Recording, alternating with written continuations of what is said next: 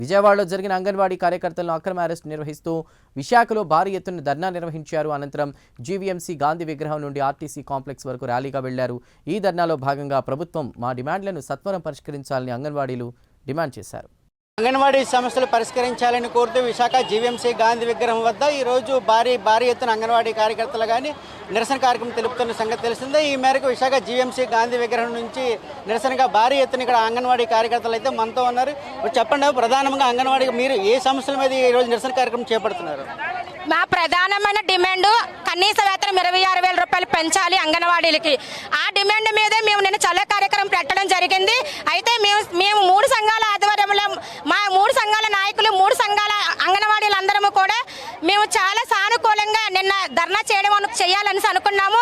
కానీ అక్కడ తప్పనిసరి పరిస్థితుల్లో ప్రభుత్వం రాత్రి 11 గంటలకి అందరినీ కూడా మా అంగన్వాడీ నాయకుల్ని మా అంగన్వాడీలందరినీ కూడా 3 సంఘాల నాయకుల్ని 3 సంఘాల అంగన్వాడీలందరినీ కూడా 11 గంటల తర్వాత అరెస్టులు చేసి చాలా బీభత్సంగా ఎక్కడ పెట్టారో ఏం చేశారో కూడా తెలియదు.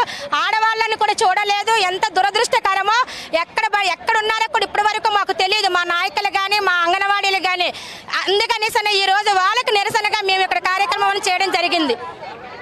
వెంకటలక్ష్మి ఏఐటీసీ కార్యదర్శి.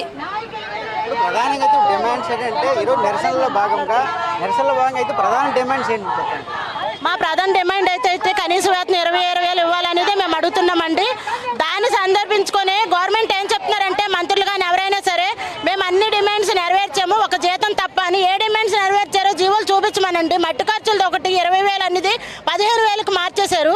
అదేవిధంగా మేము గ్రాడ్యుటీ అమలు చేయమన్నాము. అది ఏదైతే సుప్రీంకోర్టు ఆదేశాల ప్రకారం ఇమ్మన్నాం, కానీ రిటైర్మెంట్ బెనిఫిట్ని అది గ్రాడ్యుటీగా మార్చేశారు. గ్రాడ్యుటీ ఏదో రిటైర్మెంట్ బెనిఫిట్ ఏదో తెలియని పరిస్థితుల్లో ఉన్నది మన గవర్నమెంట్.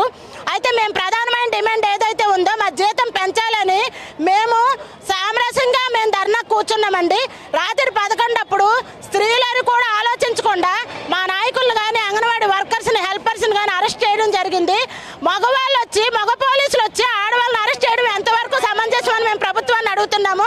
ఏమండి, వాళ్ళ కార్యకర్తలు లేకపోతే వాళ్ళ పార్టీ వాళ్ళే అక్క చెల్లెల అంగన్వాడీ వర్కర్స్ అక్క చెల్లెలు కాదా అని అడుగుతాం గవర్నమెంట్ని.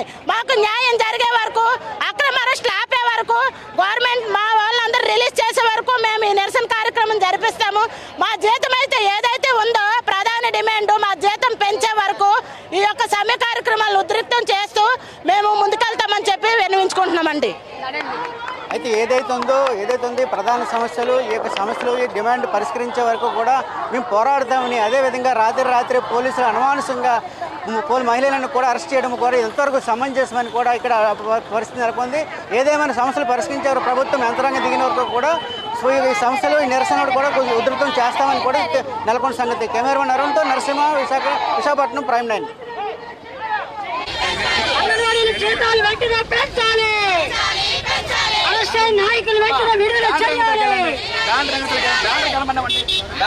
వెళ్ళండి.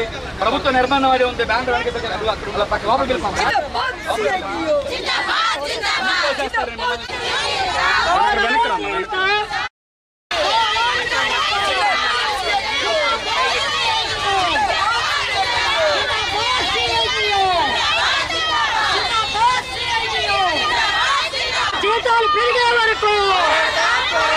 జీతాలు పెరిగే వరకు అక్రమ అరెస్టులు ఖండించాలి.